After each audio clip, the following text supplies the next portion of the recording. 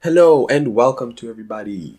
Today we're going to be talking about flying devil fruits and everything involved in that. Now I've been away for a bit and yeah, I know, but that's because I'm on holiday, but I'll try and make an effort, keep putting out videos, not as frequently clearly, but still try. And before we get into this one, as always guys, please, if the subscribe button is red, do something about that. Like this video, share it, all the good stuff. And for those worried about spoilers, in the description, as always with my videos, I do not, I'm just one of those people who, I care about it because it's something that I also worry about when I'm going online. So I've done you guys the favor of putting spoiler description in all my videos, so check those out before you watch them.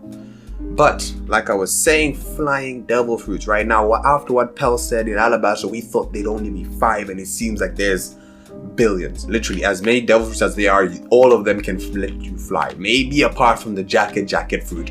But even that one, if you become a jacket for someone who can fly, then you can fly with the jacket fruit.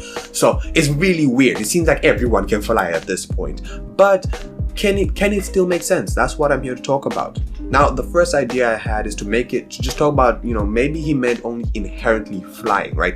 Just know something with a learning curve. The moment you get this route, you can fly consciously, and that's it, right? And actually, there's only 5 of those, right? If you think about, I may be wrong.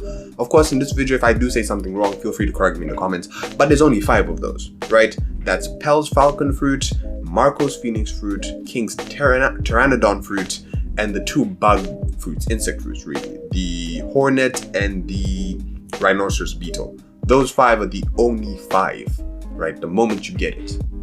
And that's well and good, right?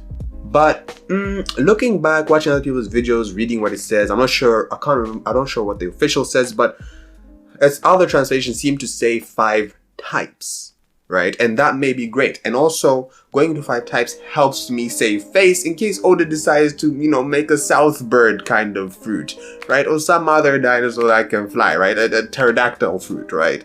Or some other dragon fruit that can fly. I don't know, but it saves me face. Anyway. And with that, I have created 5 different categories, right? The first one being this inherent flying one.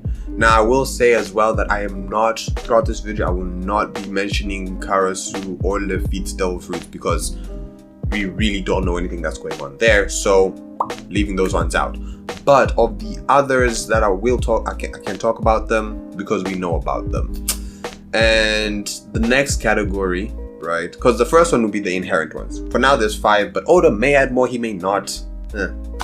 But if we're going by types, the next type is those where there's a bit of a learning curve, but you get to fly. It's simple and done like that. There's a bit of a learning curve. It's not flying in the traditional sense, but you get to fly. Kaido's devil fruit, one of them. I say this because it's, Momo kind of basically has the same devil fruit, although Vegapunk thinks there's some kind of discrepancy, which we'll get to see. But, Momo couldn't do that consciously, right? He was kind of not awake when he was doing that. He was sleep flying, and also it's not in traditional sense because as Oda mentioned, as we see with Momo, he's walking on clouds, so it's a bit different. But there's that one. There is let's take a look. There's Shiki's fruit, which is not canon. There is the Zushi no Mi, Fujitori's gravity fruit, which learning curve as well. There is Buffalo spin fruit, which is not actually a helicopter. I always thought it was a helicopter. But the spin fruit, of course, you have to shape your sideburns, your beard, and your hair like Buffalo does. Or you have to just be okay with being dizzy somehow. And then there's a bit of a learning curve even there to direct yourself and do that. But, of course, this is the next type. And then we have Baby 5's Buki no Mi, which you probably have to turn into something like a missile. Then, so you can get to where you're going. Or, not just any missile, but maybe like heat seeking. So you're looking at a specific location to get there. Or you could have something like the, what was it now? Katarina Devon's Nine-Tailed Fox. And for that, you just really have to transform into something that can fly. Now, I don't know if it's just people she can transform into, maybe animals. If it's just people, then oh well. But animals as well, then really just transform into any animal that can fly with her fruits. And you can do it. bit of a learning curve, but you can fly no problem. That's the next category. Then we get the flying floating people, right? They're not exactly flying, but they're kind of flying. They're in that bridge in between where we have to, scratch our chins, scratch our heads, and think a bit. And that's where most of the Logias are. All these guys who fly and float, a lot of them are also limited in this group by maybe distance or how long they can perform this for. But it's kind of like a flying floating thing. Right, so most of the Logias, even if you want to talk about someone like Caesar who was thinking about flying to Dressrosa, that's just probably more extended because his material, what he's made out of, is lighter than someone like Smoker, which is sand. Sand versus gas, one of them is clearly lighter than the other. So yeah, I think that's just what's going on there. But for the most part, it's floating / flying, right? Apart from the Logias, we also get people like Buggy, who can kind of do that, but he's also limited by his feet. We have Perona, but she's limited by her body. We have Brooke, who can do it, but he still kind of connected to his soul, to his body, and he can't really go that far or do much. So there's him as well. And then we finally have Miss Valentine with the Kilo no Mi, who kind of just floats in the air because she's lightweight. So this is the next category.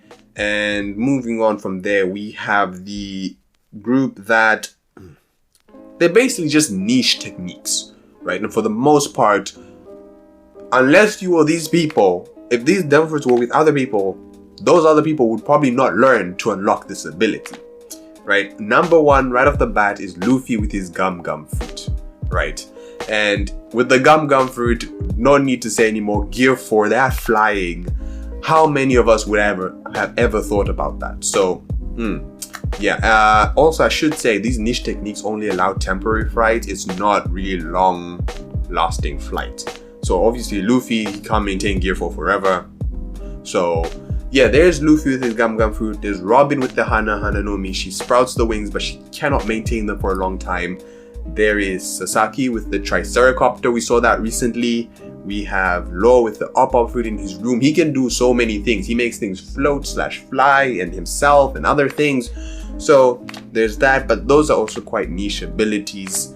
And then there is finally Kuma with his Paw power, where he makes people disappear and fly. And that, quite again, is a niche technique. Of course, Kuma's one kind of being the exception because it's not temporary, but still a niche technique. And that is the fourth category of devil fruits who can fly. And then finally we get on to the fifth and final category, and those are people who can fly but require objects of some kind, of any capacity. They cannot do it on their own.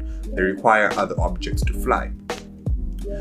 Now we start with, Doflamingo with his string flute, who, because he attaches his strings to clouds, uses those to fly.